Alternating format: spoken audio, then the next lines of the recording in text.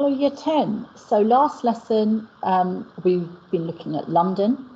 Today we're going to look at another poem which also focuses on describing and showing the writer's feelings about a place.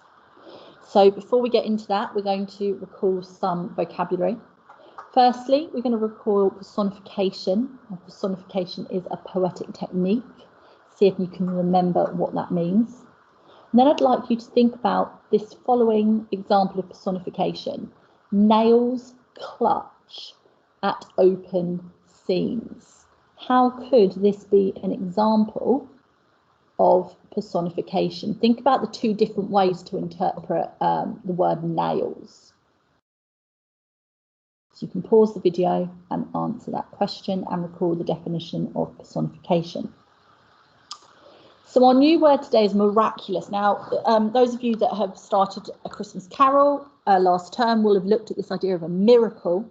If something is miraculous, it's of the nature of a miracle or having the power to work miracles. So if something is miraculous, then it is essentially someone or something has worked a miracle. So you can pause the video and quickly jot that definition down.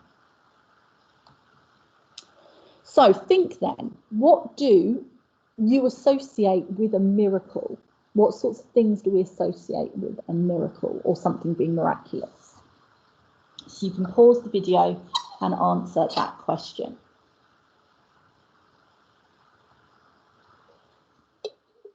So personification then is when non-human things or objects are given human characteristics and emotions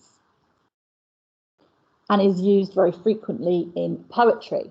So nails clutch at open seams could be an example of personification because the nails here could be human nails clutching, or it could in fact be nails that you would use in construction or when you're putting up a shelf. So if you are interpreting this as nails in a building, then it would be personification because nails can't literally clutch or hold something. That would be something we would ascribe to a human being. So miracles, well, a lot of people may associate religion to miracles. Someone like Jesus, for example, in the Bible performed miracles. We may associate the supernatural, potentially, this idea of, something that is unnatural or that is extraordinary. We tend to associate miraculous with something positive that has happened that is highly unusual or unexpected. And as always, these words link into the poem we're going to study today. So today we're going to analyse and evaluate how a place is presented in the poem Living Space, also in your anthology. By the end of the lesson, you will know the context of the poem, how Dharker, the poet, uses language, form and structure to present the slums, what the poet's intentions are, and how she presents these through the poems. So pause the video and jot down your knowledge goal before you continue. So I'd like you to pause the video for a few minutes and have a real detailed look at this image. What is it an image of? Where possibly could it be? And what do you think it would be like if that was your home? So pause the video, consider that image and what it would be like to live there. So you may have correctly identified that this is a picture of a slum or shanty town. This one in particular is taken from the slums of Mumbai in India.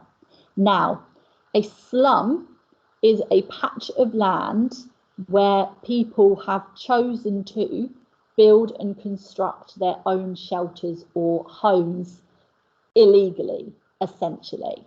So people would have had to scavenge and find their own materials, whatever they could find, for free, build and construct it themselves, and live in it essentially without owning that land. Now, all over the world, particularly in the less developed countries, there are people living in the slums, millions of people living in these very tightly packed slums. Now, they don't live here because they think, oh, we think this would be good for a laugh. They live there because of their poverty. Because of their poverty, they cannot live in a conventional house. Now, there are several issues living in a slum. Firstly, the danger. There is a reason why buildings are built to strict building codes and regulations legally, to provide the people that live in them with a high level of safety. If something has been hastily cobbled together in this way, there is a danger that the whole thing could fall down on your head. Equally, there is not proper plumbing or sewage or drainage. They can be incredibly disease-ridden in some cases as well. So people don't live here out of choice. And we can see already some potential similarities between the subject matter of this poem and London, in that they are both dealing with places where we have people living in poverty, which is also linking into A Christmas Carol and In the Spectacles as well. However, there are ways we can view the people that live in these slums positively. It takes great courage and imagination and determination to create a life for yourself in this sort of environment. And it is that belief and that interpretation and view of the people living in these slums that the writer is focusing on in Living Space, and that contrast between, oh, poor them, isn't that awful, and actually what extraordinary human beings to have done this. That juxtaposition of these two views is essentially what this poem is about. So, a little bit about the context then.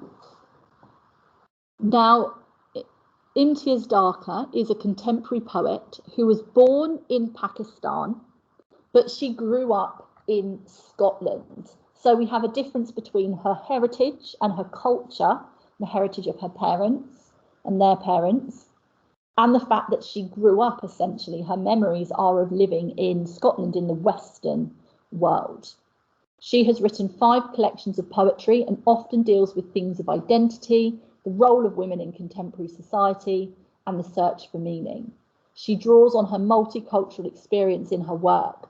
So her poems deal with this clash of culture and identity that she herself, in many ways, suffers from. The fact that she has the country of her birth, the country of her parents and her ancestors, and the country of where she has been brought up, and the culture in which she lives in the West, you know, in our culture. And her poems often juxtapose these two different cultures and experiences. She is someone who does, in a lot, not in this poem particularly, but in a lot of her poems, focus on women and the role of women.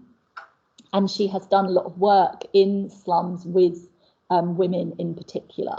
But it's this idea of this sort of search for meaning about what does it mean to be from these different cultures? Where are the commonalities and the similarities between people from different cultures? She's also a film director and has scripted a number of documentaries in India supporting particularly work with women and children. Her intimate knowledge of Mumbai and the fact that she has been and worked and spoken to the people in the slums of Mumbai is evident and obvious in this poem. And she works to raise awareness of issues in other countries. So what I would like you to do is I would like you to pause the video now and again jot down some contextual information about the poet. If you are able to print out a copy of the poem, you may want to write this at the bottom. So what we're going to do next, as if by magic, and hopefully it will work, I'm going to switch over to the visualizer, which hopefully I've done now, and we are going to annotate it. Now, I'm not going to spend time writing about the context at the bottom of the page. You can put in the elements of the context that you think are the most appropriate based on the previous slide. So as always, we focus on the title of the poem. Now, the title living space is very impersonal. It's a space you live, not a home. Now, by the end of the poem, we'll discuss whether we think this is what she actually feels about the slums of Mumbai, that they're just living spaces as opposed to homes, or whether she is reflecting a certain point of view here in this title. There are just not enough straight lines. That is the problem. Nothing is flat or parallel. Beams balance crookedly on supports, thrust off at the vertical. Nails clutch at open seams. The whole structure leans dangerously towards the miraculous. Into this rough frame, someone has squeezed a living space and even dared to place these eggs in a wire basket. Fragile curves of white hung out over the dark edge of a slanted universe, gathering the light into themselves as if they were the bright thin walls of faith. Now, on first reading, this poem may be a little confusing, but we're going to work our way through it together based on the elements that I have highlighted.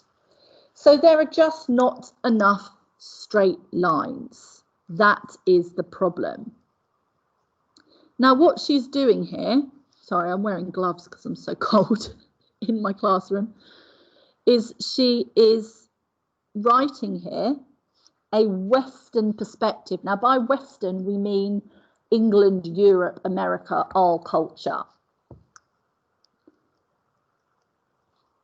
They're not safe or built to building regulations. So there's just not enough straight lines. Now, if you look at your house, wherever you're sitting, you will see that everything is straight because it's safe. That's how you build a normal building. But obviously, if you have just had to cobble something together out of whatever materials you can find, it being straight is not going to be something that you're going to worry about. That is the problem. Now, this word problem is really important here because it's showing the Western view of thinking their homes are problems.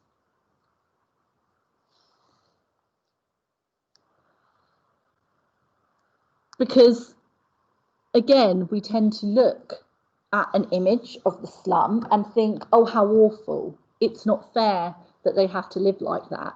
Poor them. What a problem. And there's nothing wrong. Doesn't make you a bad person having that gut reaction. It's not fair that they're having to live somewhere potentially unsafe. But what we see as this poem continues is Dharker challenging that pitying, negative Western perspective. Nothing is flat or parallel. Now, again, that links into this idea, this Western perspective of it not being safe. Beams balance crookedly. So we have, you know, the alliteration here of this idea that beams are balancing crookedly. We have this adverb here, crookedly, showing danger. On supports thrust off to the vertical. Nails clutch at open seams. Now this is our personification. So we could view this as nails struggling to keep the structure together, or human nails, desperate to survive, you know, in the building and their situation. And it's this, you know, this verb, clutch, which is giving this sense really of desperation. If you're clutching something, you're grabbing hold of it. The whole structure leans dangerously towards the miraculous. Now again, we've got another adverb here linking into this idea of danger, towards the miraculous. So in many ways what she's saying here is it's a miracle, it hasn't fallen. And again, in this whole stanza, she is essentially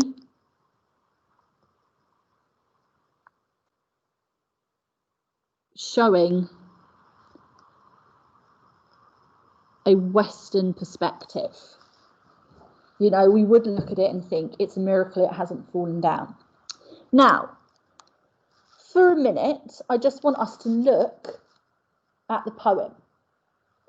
We can see that all of the lines are different lengths, but we're going to focus particularly on two things. This line here and how much further out it physically is. You know, if I was going to get a ruler, we would see that that line is far more physically, so this isn't working very well. This line leans further out physically or visually in the poem. And what we also see is this tiny little stanza squeezed between. Now, what we have here is a technique called Nemesis, which is where the structure of the poem mimics or copies the content. So we have two examples of mimesis here. This line leaning dangerously is almost as if the whole structure is going to fall. You know, the whole building, because it's so rough and uneven, it doesn't have straight lines, it's leaning dangerously to one side. That's mimicked in the fact that the line leans over the side of the poem as if the whole thing's going to go like that. Equally, here we have mimesis because this stanza is squeezed between these two longer ones. Into this rough frame, someone has squeezed a living space. So rough gives this impression of unfinished or being unattractive. And again, with squeezed, every available space is used. So it's actually pretty miraculous and pretty incredible that not a single section of space in this slum is wasted. And again, living space, this idea that she's calling it a living space, not a home. What we see from the word miraculous is a little bit of a turning point in the subject of the poem. She begins to present a more positive spin on this situation of these people living in the slums once she has established the Western perspective as a means of juxtaposition, essentially between this third stanza here. Now, what we have here is enjambment. Remember, enjambment is when we have one line of the poem that flows into the next with no punctuation. It's particularly evident when it's across stanzas as well. And even dared to place these eggs in a wire basket. So the effect of this enjambment here is it is symbolizing how the structure could fall any moment. Again, how precarious or how dangerous their situation is. Now, we're going to talk about these eggs, because you cannot understand what's happening in this final verse without understanding what she's going on about when she starts talking about these eggs. Now, these eggs are a metaphor for the people living in the slums, living in these living spaces. So this idea of dared, she's presenting them as brave. You know, they're courageous. Not only are they ingenious, are they innovative, the fact that they've been able to create these spaces just with their bare hands and the materials that they can find, no space is wasted, they're brave. Now she's describing these people as eggs, essentially, as a metaphor. Now that links into this idea of fragile curves of white. People are fragile.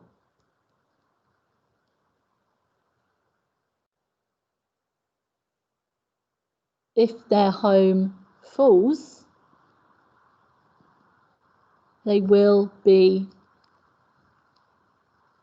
injured or killed. So, you know, we think of eggs as something very fragile. She's saying there's something very fragile about their lives. But at the same time as we sympathise with them being in this position, we're also admiring them as well.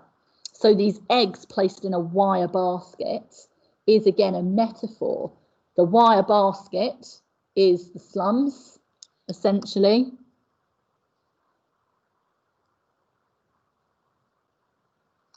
The eggs are the people, and they're described as fragile curves of white hung out over the dark edge of a slanted universe. Now, again, it's this idea of holding eggs over this cliff, if you like, knowing the danger that exists if you were to do this and the fact that they would fall. So their existence is constantly one where there is the potential for danger, and that's why she's describing it as dark. Now, slanted universe is quite interesting, because if something is slanted, then it's not how it should be. Now, the slanted universe could be describing the slums, because all the structures are slanted, then uneven. But you could take that one level further and actually say, if something's slanted, then it's not right, it's not correct. So this is actually a criticism of the government, the society in Mumbai, that think it is acceptable for people to live in such poverty. That is slanted, that is unjust, and that isn't right. So it's referencing the slums or the fact that society means slums have to exist is wrong. So again, there's two ways of looking at that. So finally, these are the eggs, or the people she's referring to here, gathering the light into themselves as if they were the bright, thin walls of faith. Now, what we have here in this final line is light imagery, which we should all recognise from me banging on about it when we were studying A Christmas Carol. These people are, you know, pure of heart. You know, they're trying their best to be positive and have hope. And this idea of hope is very much linked into this idea of faith, that they have hope and faith that they will be protected and that they will be all right. And that's linking back to this idea of them being very brave. But equally, she's used this juxtaposition of thin on top of this positive sort of imagery.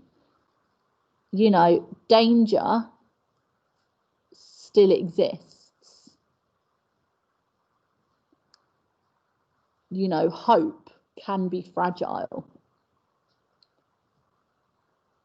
essentially, is what she's saying here. So feel free to pause the video, go back over any bits that you may need to annotate. Remember, as with London, if you are unable to print off a copy of the poem, you can just do it, your annotations, either on the computer, on the Word document that was attached, or you can just make your own notes on a separate piece of paper. Now, hopefully, I'm going to be able to switch back to the PowerPoint now. And let's see if this is going to work. Sorry, this always takes a minute to reload the PowerPoint. There's one more thing I would like you to do.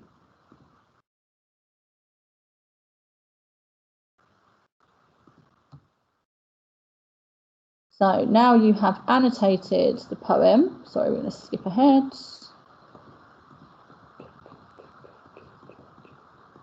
Just some more sort of annotations there. Feel free to pause the video and just have another little look at that if you want to. So what I would like you to do then as a sort of final review is just have a go at answering these questions. Now, you may find one or two of them a little bit tricky. Don't worry about skipping over them, but try and answer as many of these questions as you can. So that brings us to the end of this lesson. Tomorrow, we're going to be thinking about comparisons between living space and London. Well done, and I will see you then.